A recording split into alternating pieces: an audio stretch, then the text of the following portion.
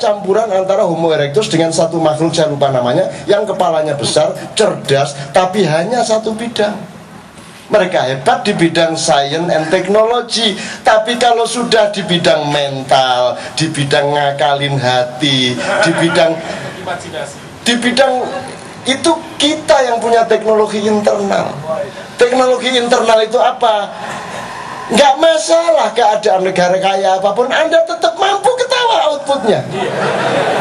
Ngakalin sini pinter banget. Jadi bukan soal berapa jumlah uang, tapi cara teknologi batinmu bagaimana menyikapi uang itu, kan begitu. Dan itu keistimewaan kita. Maka tidak ada bangsa setangguh bangsa Indonesia di dalam menghadapi bencana-bencana. Maka cita-citamu apa?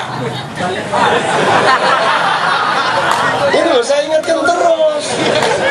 Ini kita berada di dalam 7 tahun untuk merumuskan cita-citamu pribadi, keluarga, masyarakat, dan bangsa.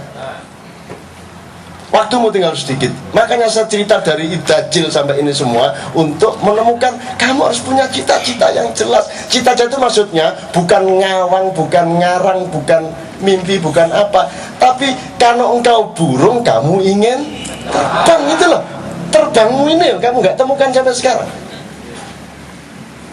Didin itu mana Didin? Pindah ke sana kemari dia kerjaannya dan idealismenya karena dia bingung menentukan terbangnya. Kalau orang kayak saya tidak perlu Anda tanyain, karena saya tinggal pilih kok. Mau terbang, mau merangkak, saya tidak ada masalah. Gitu loh. Saya bisa berkuasa tanpa saya berkuasa. Kalau saya gampang, karena saya ada bau-bau Idajil.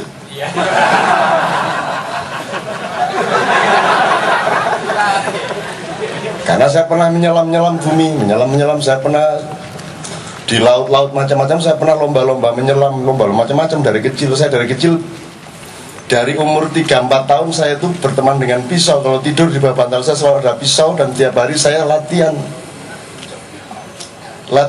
dari jarak berapapun, cep, mau pakai pucuknya yang saya pegang atau mau pakai ininya, ada tekniknya semua, mau begini, mau begini, mau begini. Itu saya waktu umur 4-5 tahun. Dan tidur di kuburan itu tiap hari, tidur di atas genteng hampir tiap hari. Dan saya sudah melatih bagaimana bapak saya, kalau saya marah, bapak saya, semua yang datang ke saya harus berjalan jongkok.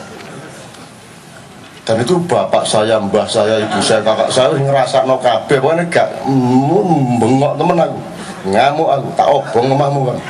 Tapi sopo ae teko nang aku jalan jongkok. Waduh, aku saiki nek kelingan dosa. Mbah saya itu gini loh, bawa baki nyugui aku panganan ini iki. Itu saya umur 4 tahun, bayangin. Makanya sekarang saya itu membayar hutang-hutang saya, dosa-dosa saya, dengan saya memberikan diriku kemanapun pergi. Karena saya dulu itu sampai mbah saya, kakak saya yang sarjana ahli bahasa Arab itu, saya kalau buka, begitu dur buka saya tidak ada, dicari di kuburan, disuruh pulang tidak mau. Mereka tidak tega saya terus harus dikasih makan. Aku gelem dikai panganan tapi ndak. Wah, jadi dari rumah ke kuburan aku nggawa baki ngene. Waduh, saya kalau ingat itu betul-betul merasa berdosa. Artinya saya sejak kecil sudah merasakan macam-macam sehingga saya tidak punya obsesi apa-apa. Gitu loh. Saya umur 3 tahun saya sudah mengaji di depan orang banyak. Sudah hafal, sudah tapi orang anak kecil belum bisa ngambil nada, begitu naik ketinggian nangis, nggak kuat nerusin, nangis. Jadi di depan naik, gitu. Ayah saya marah, aku diambil itu di dalam masjid, maulutan ribuan orang itu di halaman di beranda masjid, aku diangkat, dibawa ke jendela, dibuang keluar jendela masjid oleh ayah saya.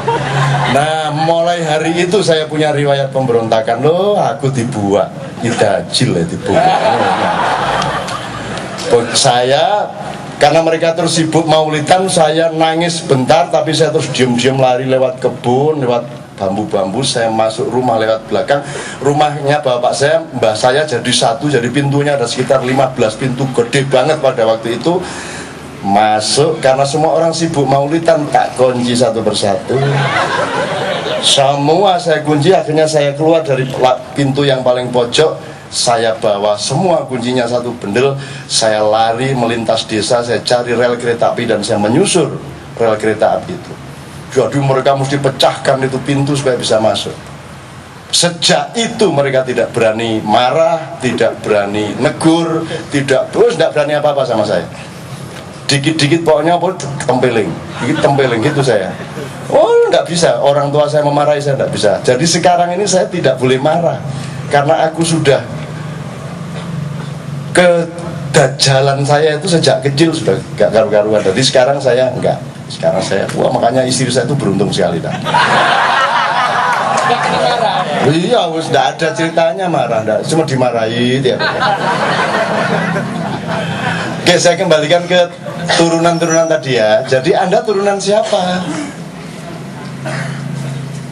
Dan kalau orang Eropa punya keistimewaan, Anda keistimewaannya apa? Kalau mereka spesialis, manusia spesialis, ada manusia generalis.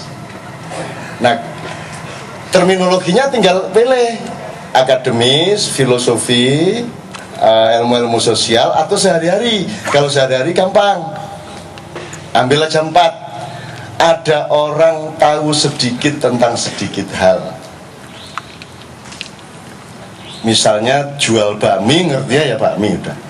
Itu pun juga tidak menguasai amat. Ada yang pertama, orang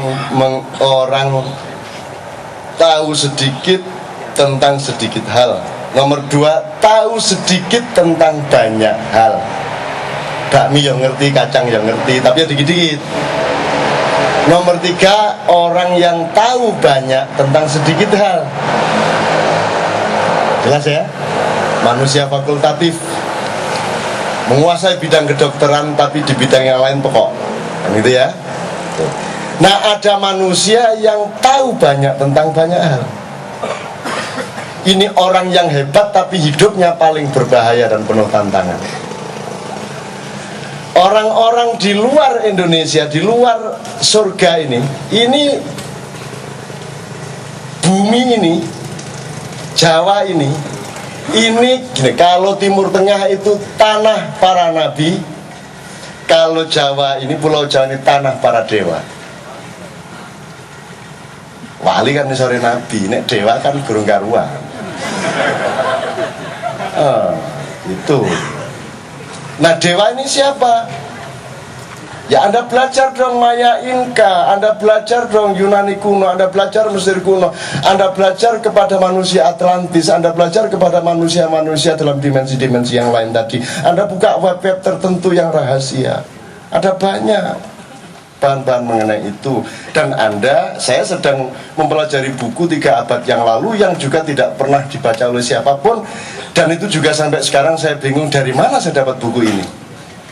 Sedang diterjemahkan oleh seorang senior, diterjemahkan tuh dari huruf Arab, tulisan tangan sing wangel dibaca. Aku mau baca setengah halaman ini wis diang gitu ya. Saya sewa seorang senior profesor yang sudah pensiun, yang ahli itu, terus untuk menerjemahkan kata-katanya, bukan maknanya. Jadi ini bunyinya apa, itu dia coba tulis, dan itu baru dapat 1/10 dari seluruh buku itu. Saya sedang sibuk sama anak saya, sama Noe soal itu, dan Noe sangat berminat. Dan sampai hari ini, karena Noe juga mewarisi sejumlah buku, terus saya tambahi buku dari tempat saya di Loteng, yang saya sampai hari ini tidak tahu dari mana saya dapat buku ini. Dan itu isinya walah dahsyatnya luar biasa. Itu sangat